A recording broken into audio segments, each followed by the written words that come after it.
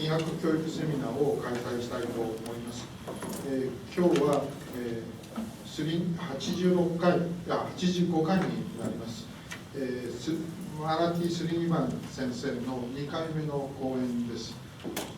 スリニバン先生のご略歴はお手元の資料にあると思いますので、省略させていただいてタイトルの方をご紹介いたします。入学試験、我々は入学試験をやっている立場ですが、日本の入学試験はああいうもんだと思っているとあんなもんですが、アメリカのは本当にアメリカ、カナダはすごい手をかけています。普通の面接が当然たくさんやっていますが、その中で、MMI、マルティプルミインタビューというのがすごく手が込んでいて、非常に魅力的なものと教わっています。で、今日はその魅力と限界について、ユーテリティがキーオブMMI、非常に興味ある最先端のお話が聞けることと思っています。よろしくお願いします。So I think I have this. I'm going to give this to Yuriko, who's my able assistant today.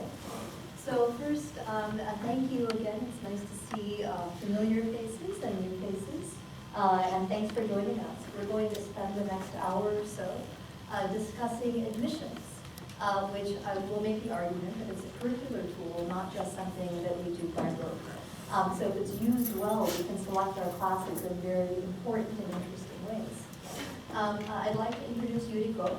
She is a fifth-year medical student at Todai and one of the best students in her class. A talented musician, pianist. She just did a concert with Chopin this weekend. And she's going to be role-playing both an interviewer as well as a candidate. And she'll be doing both a great job and a terrible job. So she's acting a role. She's one of our best students. So please let's give her a warm round of applause. So the first thing is, first everyone welcome. So just to kind of get a sense of the audience again, how many people here are teaching directly? Okay. How many are people who are seeing patients? Okay. How many in medicine? Okay, nursing? Physical therapy? Okay, sports medicine? Allied health? Anything that I'm missing? No? I think we're good? Okay. Allied health? Okay. And how many also do we have that are doing administration or program development? Okay. And who's involved in admissions? Yes? A little bit here and there? Okay. So I'm going to ask you in a minute why you're interested in this talk with admissions, but we'll get there in a minute. So I'd like to first thank everyone for coming, and also I'd like to thank all of the wonderful people at Todai and Jukendo who have been so kind and welcomed me. I'd like to thank people in the U.S. who have helped me both with presentations and also with ideas along the way at multiple universities. They've been my good colleagues. And I'd like to wish all of you a very happy winter holiday. I don't know how many are have really great plans, but I'm going to go to the Meiji Shrine for New Year's Eve. So wish me luck, I'll be bundled up. And the Emperor's birthday is also in a couple days, right? So if anyone feels like going to see the Emperor at 10:20 and at 11, I'll be there too. So please come if you want. We can have a little meeting before we go. So first of all, so our learning objectives today are to really think collectively about the purposes of admissions. And then second, to talk about the kinds of admissions data that we have to be able to make good decisions about who we should let into our classes, to thoughtfully compose the class that we want.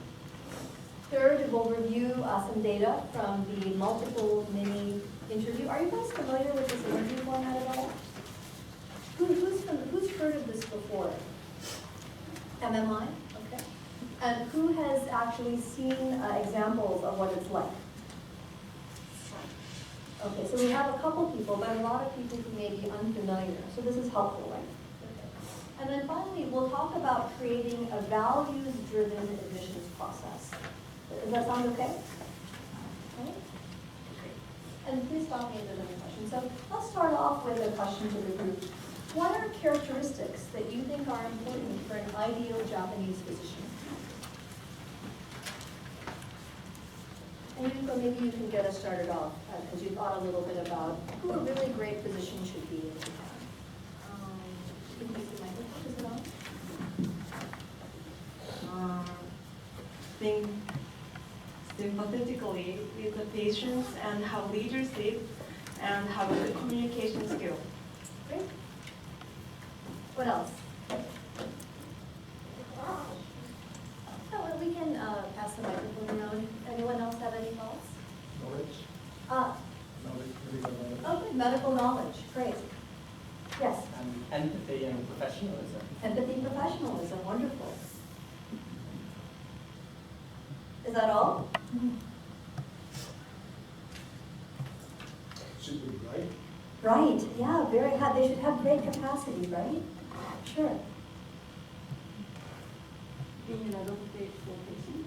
One more time. Being an advocate for patient. Patient advocate. Great. I don't think this is on.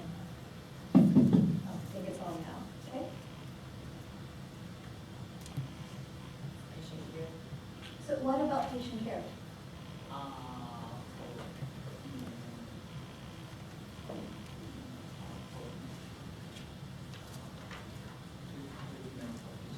Yeah, so real excellence in treatment. Wonderful. Very good. Okay. So, yes, any others? And self-reflective and lifelong learning. Oh, wonderful. So the characteristic that allows us to grow professionally over time to become the best person that we can be so that we don't plateau from a competency perspective. So let me ask you another question then, which is this one. Are we selecting trainees who are prepared to become this physician? If we think that these characteristics, empathy, self-reflection, compassion, patient advocacy, competence, excellence in patient care, are who we want to produce, are we setting up a process in the first place that allows us to select those people? How many people think that in Japan we are? How many people think that we're not? Okay, so we seem to have agreement that we can do a little better. And then another thing that people talk about is they always say, oh, we're selecting the best and brightest. But really, what do we mean by that? The best at what? The brightest at what? There's so many different things that we're asking physicians to do. There's been studies that have showed there's over, initially, when people made a list back in 1880 of the types of things they wanted physicians to be able to do, they had a list of over 170 characteristics. It's been whittled down now to 87. And from there, we've narrowed it down to some of the ACGME and other competencies that we think are important domains. So we've been whittling it down. But if you kind of consider important physician characteristics, they fall into several basic groups. The first one is competence and expertise. Next one is things having to do with professionalism, including humanism and work ethic and follow through. Things having to do with leadership and teamwork and vision and being able to execute a plan and managing a group. And then finally, things that have to do with humanism, the compassion, the advocacy, all of those other types of things. Okay? And we're lucky in medicine, unlike other professions, that we have a lot of people to choose from. And really, our job is to try to figure out who's going to be able to be that person that we hold in such esteem. So this is how we would like admissions to go. We'd have a bunch of people, and then, oh my God, there's a great standout, right? I'm going to take the apple in the red. Who wants the apple in the red, right? We all want the red apple. If you want the, I'm hungry now. Okay. But really, what we get is this: we get a bunch of apples in a row that all look alike. They're all red. How can we tell them apart, right? And even worse, that's not what we really get. What we really get is this: we get a barrel full of apples, and they're all red, and there doesn't seem to be a blemish on a single one of them, right? So we have to sort through this barrel of apples to be able to get to the apples that are going to be the kind of doctor that we want, or doctor apple. So if we kind of take a look at some of these important characteristics, really we do know some things about the way people behave. We know that past, in general, predicts future. Not always. I mean, people can change their own personal trajectory, but it does require a little bit of effort. We know people have formed good habits over time. And so we have different data sources. For competence, we're really talking about the ability to learn and having a great capacity to apply. Okay? So learn, synthesis, and apply. And then we have things like standardized tests and prior grades, which are kind of a surrogate for some of that at least. It does show us capacity.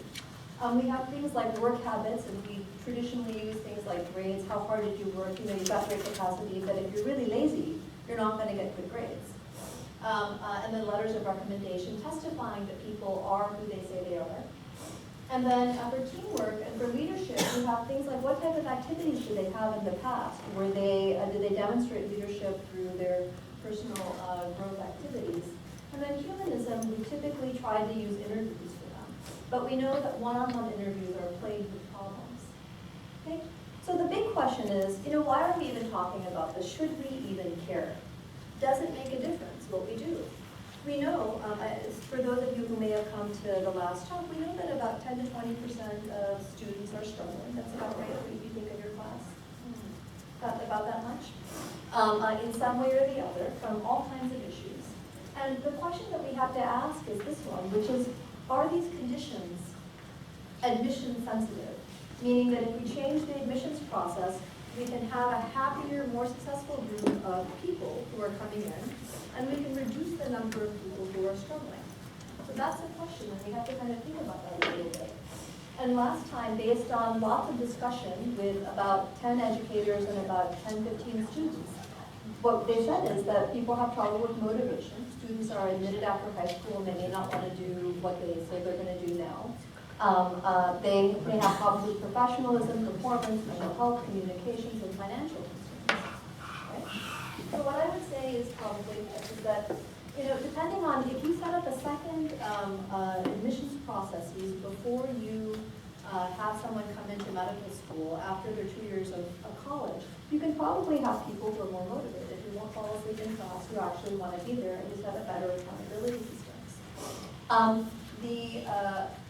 Now, financial concerns, you know, are probably not admission sensitive, unless you only want to select people who are rich and who can pay their way all the time, and you don't want to broadly select from the population.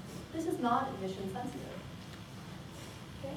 And in addition, we have very young people who come to us. In North America, we have slightly older people who join medical school. They're 24 at the year of entry. In Japan, they tend to be about 18, 19 when they come in. And so their maturation is in development because they're teenagers and they're just growing. And it's very natural that they're going to have a period of growth. And part of what we have to do is support that growth.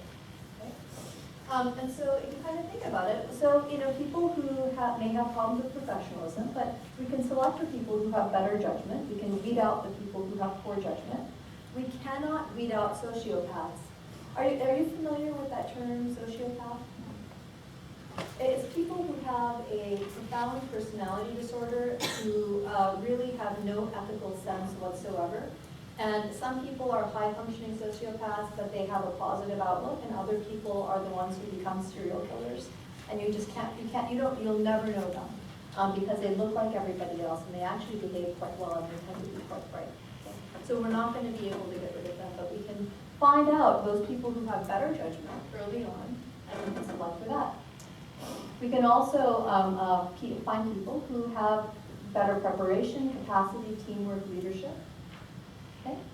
We can, on different types of exams and different types of interactions, we can find those people who have mental health issues, get them the help they need, but they may not be a best fit for the class. We won't be able to find those people who have their first schizophrenic break when they're in medical school due to the pressure, but we can find pre-existing disease. And then we can also find people who have problems with communication, who, not that they're shy. Shy is very different. Introvert and shy is different than people who are having communication difficulties. Introvert and shy, you give them a little time to prepare, and you can change the length of the prompt. They'll do okay. But people who have Asperger's, for instance, and who really have deficits in communication. you have to ask, is that who you want necessarily to enter medical school? Maybe they should go to graduate school instead. And so one of the questions that we have to ask are these traits trainable, right? Of course they are. Many of these traits are trainable. Maturity, leadership, communication. We can make people better at all of these things. But the real question is, if we're already selecting for people who have high capacity in one area, and we have a huge pool, why don't we select for both of those at the same time? Why can't we do both cognitive and more behavioral and emotional intelligence issues that we know predict success? Does that make sense? Right? It's a bit of a difference in the shift in thinking. Okay. So the argument here is that admissions is a curricular tool, and that you can compose the class that you want. Right? And selection should be based on what you think is most important, and that you can do it based on institutional values, based on societal values, and you can start selecting a little bit more differently. And the problem is if we don't choose wisely, then we end up getting the class that we don't want. We also want to have an admissions process that's reliable and valid, that can predict future performance, ideally, right? This is our golden dream. And then that sets the people that you let in, that sets them up for success so that they don't have to struggle, right? And it makes everybody's life easier. So if we kind of go back to this probably overdone apple analogy, and I'll apologize up front that I'm going to use this a lot, so sorry. How do we try to get the apple that we want out of the dough? We talked a little bit about some of these tools. Now, the problem with looking at things in this way is that this doesn't necessarily help tell you what additional stuff we need to do. It says, oh, this is what we can do. Okay?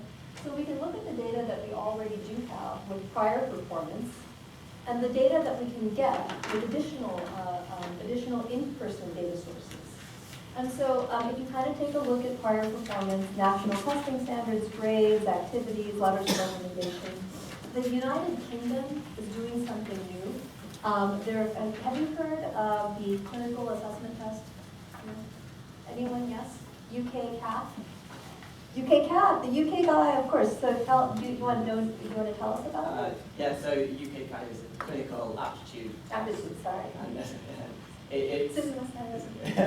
it assesses different domains of a student's, not intelligence, but personality and professionalism through questions that you can't revise for or study for. It's things that come more naturally to students. Yeah, and it's cognitive processing and reasoning and logic and abstraction and thought that's not content-based, okay? So you might have someone who doesn't know a subject area, but they're really logical and they have great abstraction, and they have the problem-solving skills that we want and the ethical kind of compass that we're looking for. And so the UK CAT does all of that. I can get it to show up. There we go. Okay, so it's cognitive skills and situational judgment. Okay. And I can tell you a little bit more about it. It's got more and more data that shows that it seems to be reliable and valid. It is a paper test. So paper tests all have limitations, right? It's kind of, but they get at another aspect of performance. And this is kind of an example of the test. So you have here a series of two blocks that seem to be changing over time, and the question is what's next in the series. And anyone want to try to solve this? Give you guys a minute. I took this from their webpage, so this is one of their more reasonable ones. You guys see the pattern? Right, so the black one's going down 1, 2, 1, 2, 3, 1. So this is just rotating, and similarly this is rotating, and this variation. You see that? It took me like a couple minutes, which would probably put me at the bottom of the class for this test. Okay. All right. So the answer would be in the lower right-hand corner. Okay. All right. That makes sense? So when you think about in-person data sources, we have a bunch of other things to consider. We have things for personality, right? Things for character and interests, and things for communication, leadership, and decision-making, and also for teamwork. So there's lots and lots of inventories of personality. These are just a few of them. And the ones that are kind of done in the UK tend to be these three up front. This is done more in the United States, and we do this really to kind of get a sense of composition of class. We tend to do the personality inventories like the Myers-Briggs after someone gets admitted, so we can help people understand each other better. And so the reliability of these instruments is, not bad. Some of them are pretty good, like TIE, and others are, not that great. So it really varies a lot, and there's much more data that I can provide for you. I've got all these articles that are referenced in the PowerPoint, so if anyone wants them, I'll send you the reference list of about 40 articles for your reading pleasure. But the one I did want to pull out was this, which is the 5-factor model of personality. It's been around for a while. It's undergone a lot of revisions. And it has really 5 factors that are part of what Daniel Goleman would call emotional intelligence. It seems to be success factors for how we do. We know it predicts academic success. It's not as great as predicting a job success, mainly because the correlation coefficient seems pretty low. And there's lots of other variables that make you successful at work. There's a lot more in the environment. Academics tends to be a lot more controlled. But just something to consider as you're thinking about who might you want to hire.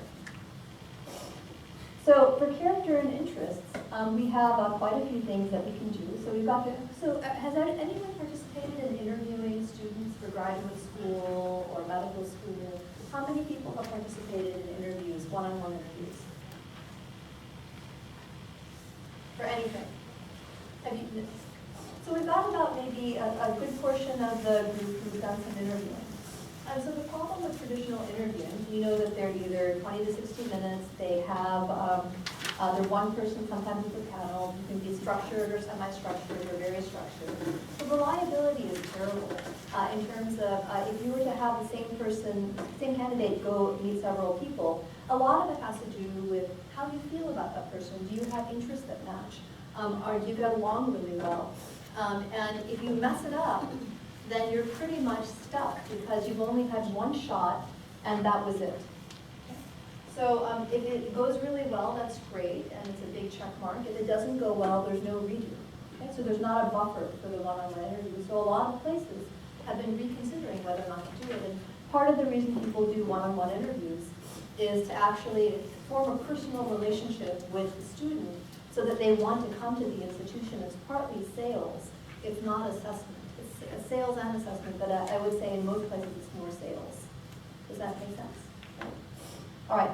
So what Toronto did is something different. They had decided that they were going to do a short format interview. So they have a series of 4 people that they will start kind of doing an interview with. And this is actually, they want to get to know the candidate, so they'll give them a question, and the candidate can then talk about themselves. It's still structured. It's only about 10 to 15 minutes. And the data shows that it has very high reliability in terms of identifying people who have the traits that they're looking for. Okay. And so did everyone get, is there a rating form here? Newton, did you get that rating form at all? Oh, this one, yeah. So can I just show this to you? So we're going to do a couple of role plays. And so the first one is we're going to use a checklist from outstanding to below average. And for this one, Yuriko is going to be a candidate coming in, and I'm going to meet her for the first time. And I'm going to ask her, so, Yuriko, you've entered a workplace in the past, a new workplace. How did you go about meeting and developing a relationship? And she's going to do this twice. So we'll have candidate 1 and candidate 2. And the rating scale here is from below average to outstanding. Okay. Ready? Do you need a microphone?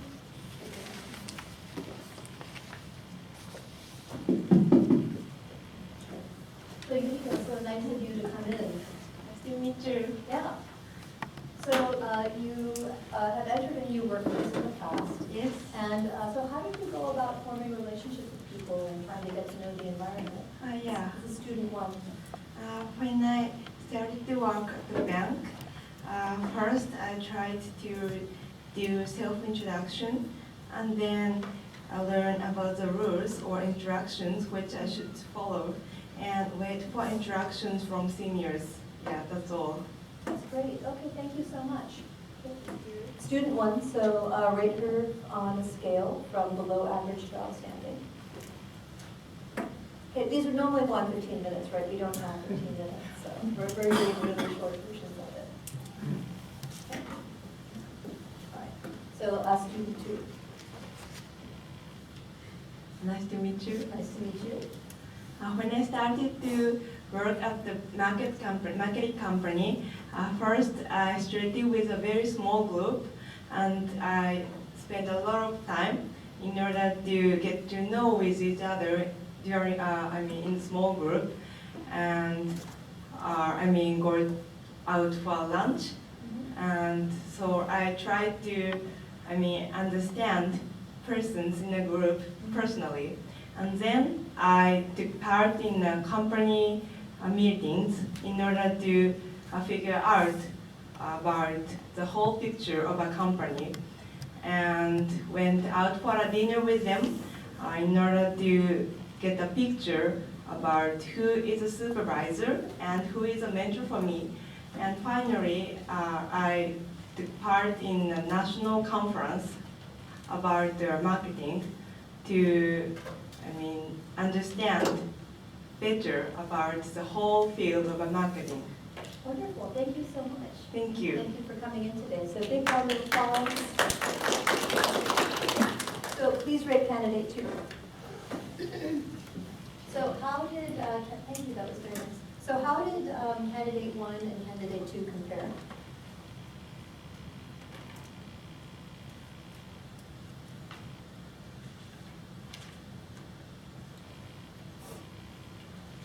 How would you characterize candidate 1's responses?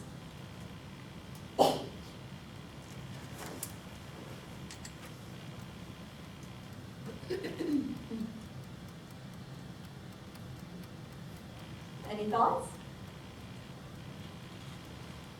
Yes. Well, candidate 1 did the minimum that you would expect anyone in Japan to do. Okay. So candidate 1 was rule-bound, was very rigid, and was trying to follow a protocol. So Was exactly. As expected. As Following expected, the okay. path. And what was candidate 2 trying to do? Yes. She was very proactive. Proactive. Yeah, find out what she's expecting. And she tried to understand the environment. She tried to figure out the relationships between people and form deep personal relationships with people, and she started looking actively for a mentor. Okay? So you might rank, say, candidate 1 below average. That's not what we would want our physicians to do. And you might rank candidate 2 much higher, either excellent or maybe outstanding. All right, is that part of the skill? Yeah, excellent or outstanding. So she did a pretty good job. Does this make sense? So within 1 or 2 minutes, you can usually get a sense of how someone's thinking and their degree of social and emotional intelligence. It doesn't take long. Okay? And when you do this, they tend to be pretty reproducible. So now let's talk about communication and leadership, right? So the mini medical interview, or the multiple mini interview, is actually a short format in which people are posed different challenges.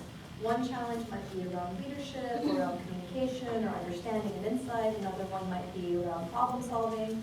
And so there's a lot of stuff that goes on, and they tend to fall into a couple domains. They're kind of like mini OSCE. Is that everyone's familiar with an OSCE? Yes? Okay.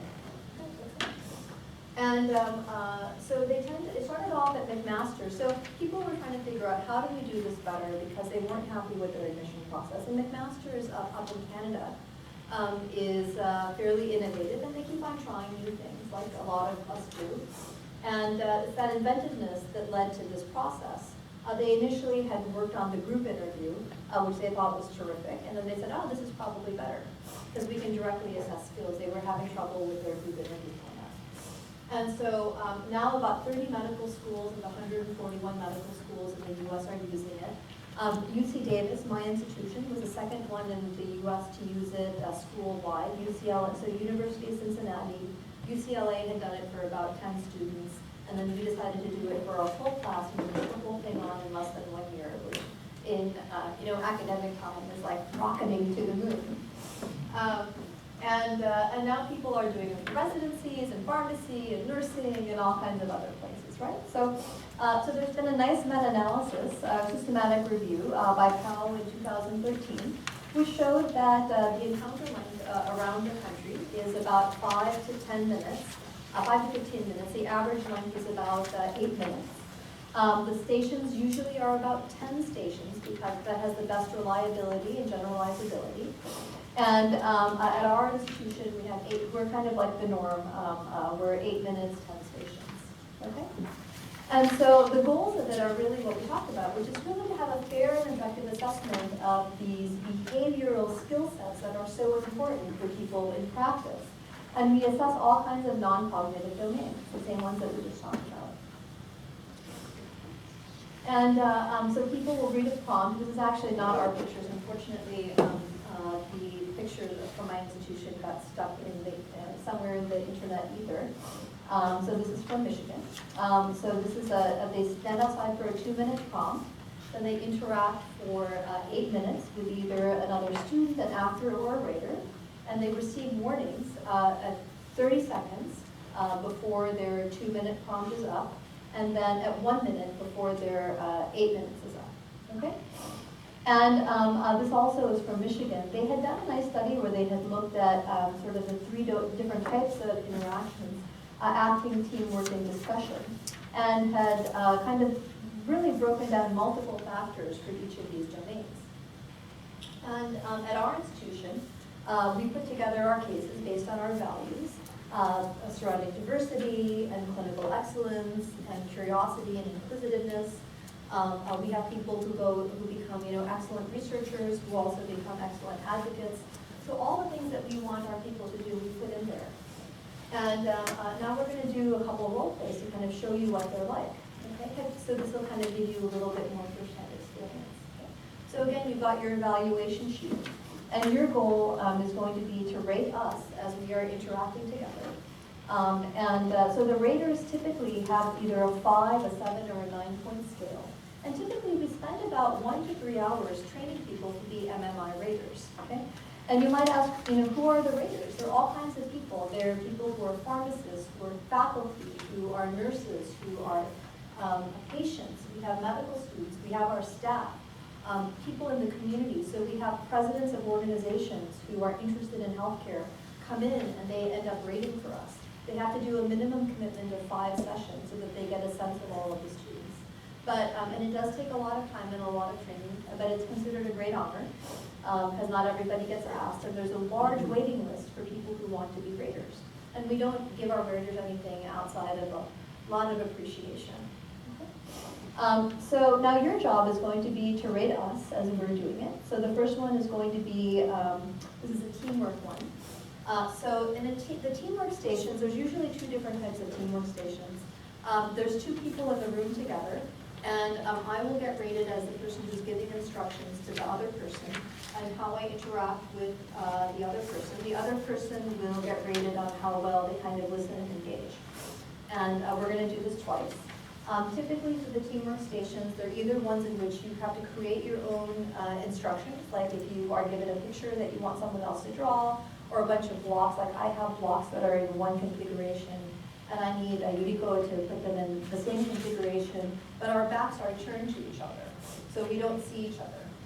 And then the second one is one in which you actually have set instructions, like someone gives you a piece of string, and there's complex instructions on how you need to tie a knot. Okay? So this lets you know how people interact and how they engage together and how well they can work as teams. And then after the person who's done it has gone through the station where they're sort of following, then they will be giving instructions next. Okay? So don't look at the chart. You can go. So this is a different picture than the one that we had 30 minutes ago. Yeah, it is. Okay. All right, so I'm going to try to give you instructions. It's going to be student one. All right, so ready? So, all right, so this picture is kind of a rectangular square. It looks like it's a hospital room. And there's a woman sitting in a bed, and she's got a baby who's sucking on, I think it looks like a pacifier, and then a kid who looks super banged up. And I don't know where the ID was. Where's the bed? At the center of the room? It kind of, there's a little bit off to the center. It's more a little bit to the left. The left? Okay. A little to the left, yeah. And then there's a kid who's banged up and she's wearing shorts and she has a lot of scrapes on her And there's a side table with 3 things on it and a window right above the side table. Where is the side table? I told you it's right next to the bed. Next to the bed. Okay. So that's person 1. Okay. So rate person 1. Get out your pens. Where's your? I don't see the things out. It's candidate 1. Candidate 1 is drawn or candidate Huh? 1 is described? I'm candidate 1. Okay. So I'm candidate 1. I'm giving her instructions. So you're going to rate my giving her instructions.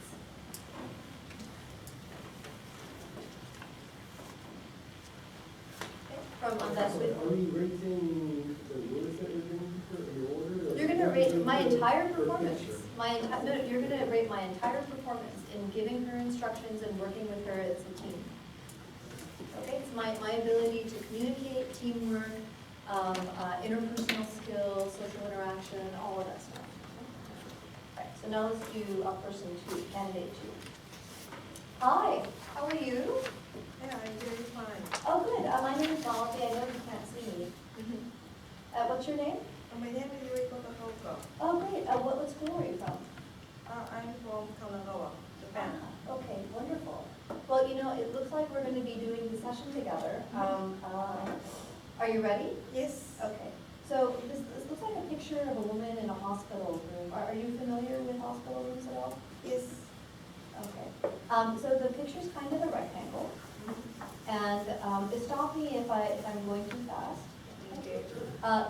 There's about 5 elements that I think you can draw in 7 minutes. Okay. Okay. So we'll have a window, a table, a bed, and 3 people, and maybe an IV pool. Is that okay? Okay. Okay. So maybe I can tell you where things go, and you can stop me if there's any questions. Thank you. Okay. Any questions so far? No, it's okay. Okay. So there's a bed in the middle of the room, and then there's 3 people who are sitting on it. Okay. Is that okay so far? Yes. Okay. And then there's a woman who looks like a mom who looks kind of worried. And on her lap is a little baby who looks like he's got a pacifier. How's that so far? You doing okay? Where? So the baby. Where's the baby and the mother? So I'm going to stop right there. Okay. So so rate candidate 2. Overall performance, teamwork, communication, getting the job done. So how do people rate candidate 1?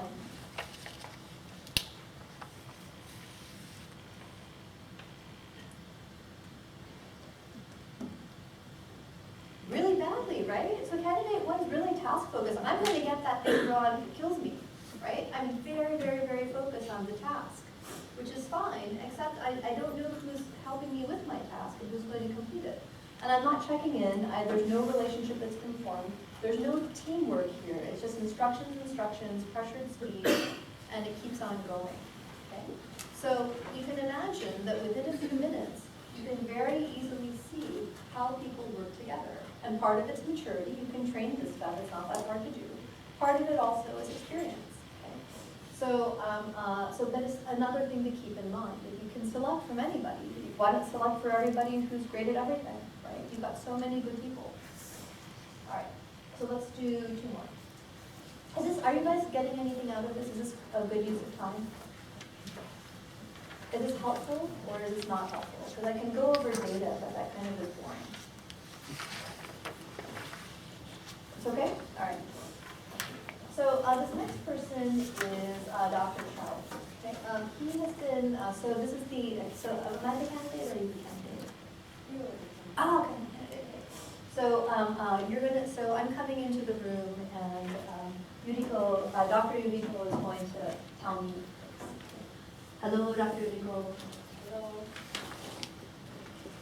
So nice to meet you. Oh, good.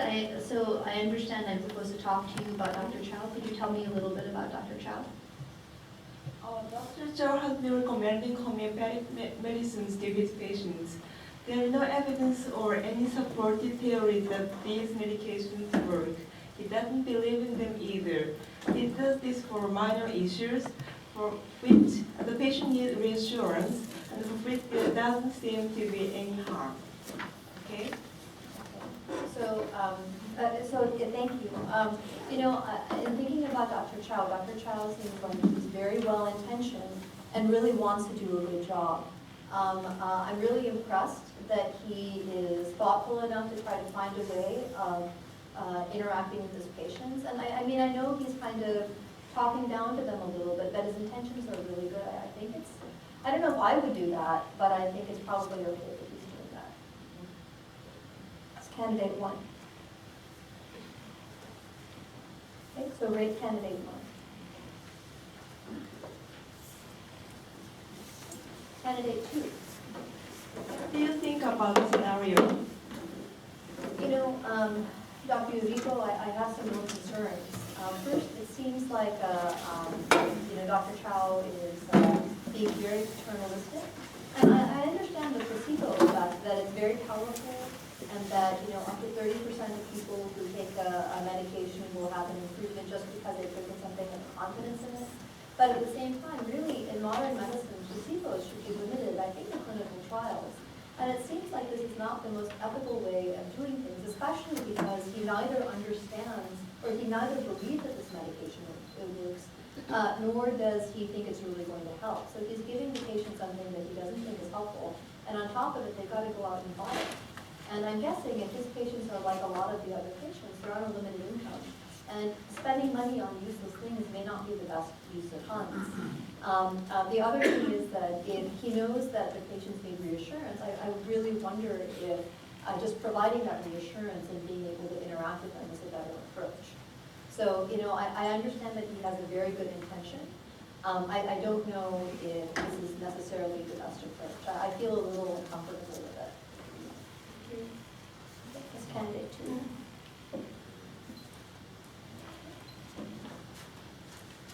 So again, how would you rate candidate 1? Terrible, right? No understanding of social issues, no understanding of the broader context, not able to really have a rational, ethical discussion. And so Dr. Yuriko would have about 4 or 5 follow-up questions to ask in a structured way if I didn't provide answers. Okay? So this would just be the beginning salvo of what would be a much longer conversation. Right? So do you, is this helpful? Okay, this would be what the rater discussion would be like. So now we're going to do an acting one where, are you the actress or the candidate? Oh, okay, you're the, okay, so you're the actress. I couldn't remember. We kind of put this together pretty quickly. All right, so now this is my prompt. Me and my colleague Sarah are working at a major technology company, and I have a presentation to buyers in Germany. The flight leaves in 3 hours, and I'm coming to really to pick her up. And then we're heading off to the airport. So we'll just start there. Knock, knock, knock. Hello, Sarah. I'm here to pick you up. Thank you. Great. Are you ready to go? Are your bags packed? Yeah, I'm ready, but actually I don't want to go to Germany. You're kidding. Why? It's Germany. It's great. Because I hate flight. You hate flying? Yes. Have you flown before? Yes. I see. Well, I think it's probably important that we go. The prompt says that we have a major presentation, and it seems like it's pretty important. I mean, what's going to happen if you don't go? Maybe I will get fired. So you're willing to not get fired? Why don't we just go? I think it's, listen, I got some, we can have a drink at the bar at the airport. It'll really calm you down. And I think we can do it. I believe in you. We've worked together now for a long time. But I have a claustrophobia and I don't like to, get flight. Okay. So that's candidate 1. Okay? So shall we do candidate 2? Did everyone rate candidate 1? Yes? Okay. Terrible. Okay. All right. Candidate 2. Okay. Knock, knock, knock. Please come in. Hello, Sarah. I'm here to pick you up. Thank you. Great. Let's go. Where are your bags? Yeah, here. Okay, so are we going? Yes, I know I have to go to Germany, but after I don't like to get flight Oh, you're kidding. Why not? because I hate it. You hate it. Yes. It's a pretty strong reaction. Had something happened that makes you hate flying? Yes, a lot of things happened for me before. First, I have had claustrophobia, bad claustrophobia, I'm so sorry. here for a long time. Wow. And then a bad accident happened to me. And then, Oh, no. but I didn't get hurt. But, and then finally, my brother was involved with a bad accident and he lost one leg. Oh my God. That's why I hate flight. Oh, I'm so sorry. Sarah, that's terrible. So how are you doing now? It sounds like it's really stressful. Yeah, it's very stressful. So I've changed my mind because if I can't go to Germany and do my presentation, I get fired. Yeah. So, you know, I understand that it's, so what do you think we should do about it? Like, do you want to go? I have no idea. I don't want to come, Yeah. but I know I have to. So Yeah. please help me. Catch-22. Yes. Well, you know, have you flown before? Yes, I see. What's happened when you've flown before? I took medication. Oh, do you have medications now? No. Okay. Well, you know, it could be that we have a couple of different options. You know, Mhm. the first one is that maybe you can talk to your doctor and see if you can get some medications to help with the flight. And then you can catch a later flight because the presentation's not till tomorrow. Mhm. And the second might be that we might be able to Skype you in. I mean, you're pretty critical to this presentation. If you're not there, the whole sales is going to fall apart. Yes. But with technology, maybe there's another option. Mhm. How does that sound? Thank you. You're very helpful. All right. So that's candidate 2. Okay, so differences, rating. And again, this would go like 15 minutes, right? This isn't like a 2-minute introduction. Differences between the two?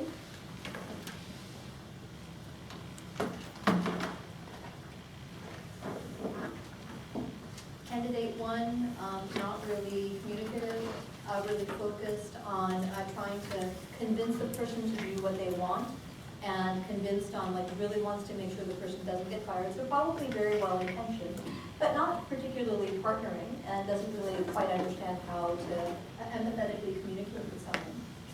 Person 2, a little bit more empathetic, listens better, tries to elicit understanding, and then tries to partner to be able to move forward.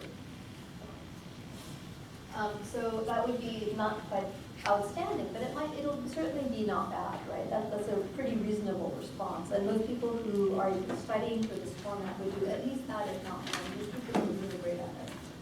Okay. So we talked about the rating.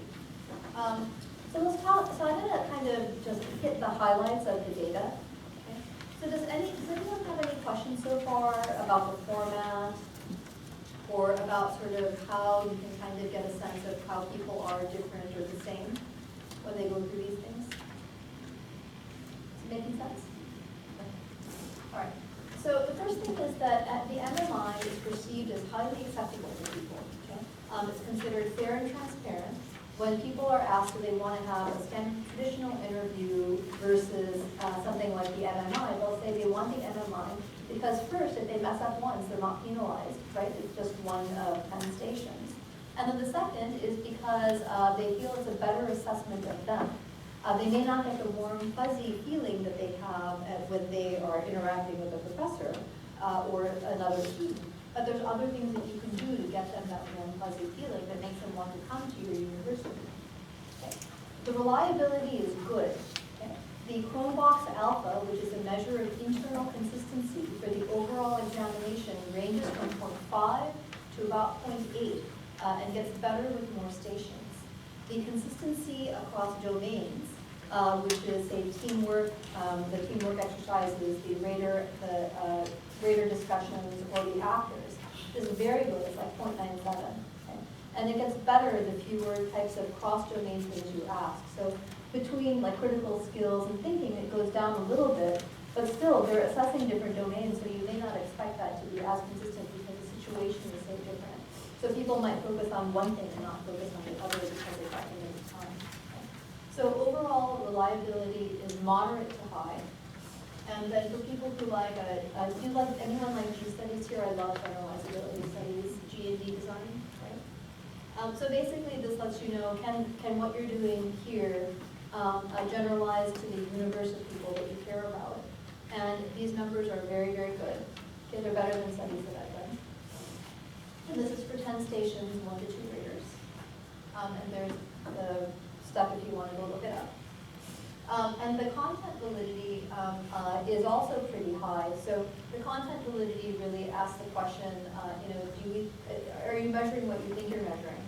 And does it make sense in terms of the way does the content make sense for what we're trying to do? So this is really, does it make sense? And so for that, it does make sense. And when you look at correlation coefficients between this type of performance domain, which is interactional, it's problem solving, teamwork, insight, reflection, judgment, it doesn't correlate with the things like standardized testing. And you can understand that it wouldn't because they're very, very different things. Okay? So this is not unexpected. This goes along with the rest of the literature in medicine, which shows that every performance domain is uniquely related only to itself. So if someone has high test scores, they tend to have high test scores. If they have interpersonal scores, they tend to have high interpersonal scores, and so forth. So these are different types of things that we're all good at. And so this is telling us that it's doing what we think it is. Okay. So the predictive validity is what everyone's always questioning. And I was hoping that today I'd be able to present you with new, hot off the press data from our institution. We started doing the exam in 2011. And we have our first group of people who have finished their clerkships, and the data is under analysis. So we know that it correlates somewhat, fairly well. This is a beta coefficient from a regression analysis, which correlates 0 to 1. Usually you don't get 0.4s for beta coefficient, so that's pretty good. And then the rest of this is with preclinical OSCEs that include decision making, not just physical exam. And then passing the national performance exams is very positive in one study and kind of equivocal with low correlation coefficients with the others. And so again, I'm very disappointed. Part of the reason that we were doing this talk today was that I was pretty sure we could get the team to finish the analysis, but it's not done yet. They told me confidentially that they think it's moving, that the MMI, higher scores on the MMI correlate with higher clinical performance in certain domains. Not for everything, but for some things. But they don't want to let the cat out of the bag yet. So as soon as I find out, I'll let you all know. Okay. So here are some limitations, right? The first one is that the MMI, this type of format, really favors extroverts. It also, at our institution, this is from our institution, we not only favor extroverts, but there's a quality of that big 5 personality trait I was talking about called agreeableness. It favors agreeableness. We tend to offer positions to more women just because they tend to meet the thresholds and the values for these of our applicant pool. And again, the clinical performance test is pending. One question that keeps coming up is this, which is there's a lot of people who are gifted, who may be socially awkward, okay? And really, if we're trying to weed out those people who may have Asperger's, which is a cognitive dysfunction of social interaction, can we tell the difference between them? And these are 3, I don't know if you're familiar with any of these American actors, but they're actors who play people who have Asperger's-like traits on TV. And they're all very, very smart, very high functioning, but they all have major lesions. And they keep saying that their characters are based partly on Asperger's people. So one is from The Big Bang Theory, one's from a TV show called Bones, and that's one called House, MD, from a couple years ago. All right, and so you can tell them apart. Okay? So I'm not going to go through all of these tables, but people who are gifted are people who are good usually in lots of domains. They have lots of interests. And even if they're socially awkward, they understand the social context and they understand that they don't fit in, but they want to fit in. And they're very aware of social cues, and they have normal emotional range, normal emotional capacity. The Asperger's person tends to be very bright. Okay? They tend to have lots of content knowledge, especially about, and often only about their area of interest. And they're not really aware of the social cues around them, and they're not able to interact particularly well, even if they try, because they're very rule-bound and very rigid. Okay? The person who's gifted is highly adaptable and highly flexible, and hates rules. In fact, they'd rather create their own rules. They'd rather find a new path forward. The person with Asperger's needs those rules to exist in society, because without them, they can't read people. Okay? So these people are wonderful, and many of them you'll find in pathology and in radiology who've gone through medicine that are non-direct patient care, or you'll find them becoming great researchers. And it's not that they're not amazing. People think that Steve Jobs, for instance, has Asperger's. There's lots of people who are highly successful who have this particular autism spectrum disorder. But with something that requires direct patient care, may not be the best fit, okay? Because we need people who can care for people. And to do that, you have to be able to read people. Okay. All right, so there's more.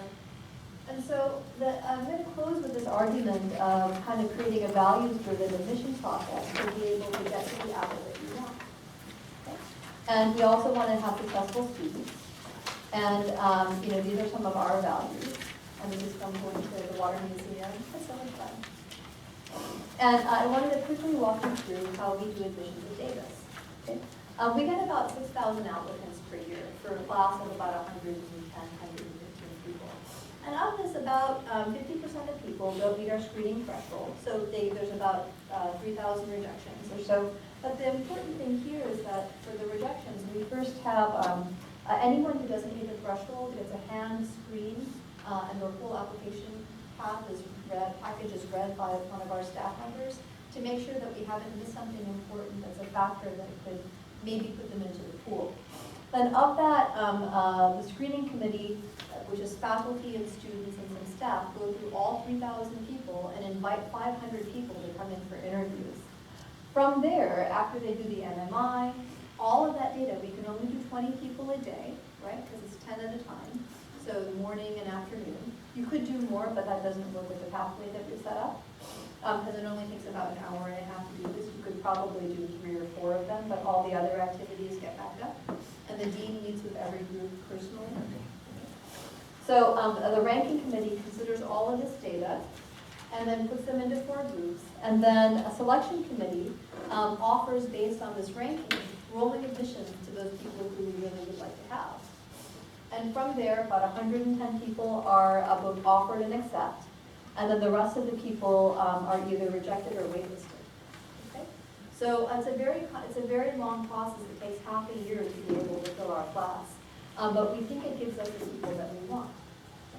So we think that the MMI is a better process. It's only one data source among many. We use all the data that we have. We don't selectively say, oh, this is new and shiny, and so therefore we must use this. We try to put everything into perspective so that we can sample and collect appropriately. All right.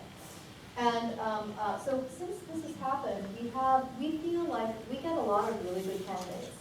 And this helps us distinguish between those really great candidates who look good on paper, because we can actually see what they're like as a person.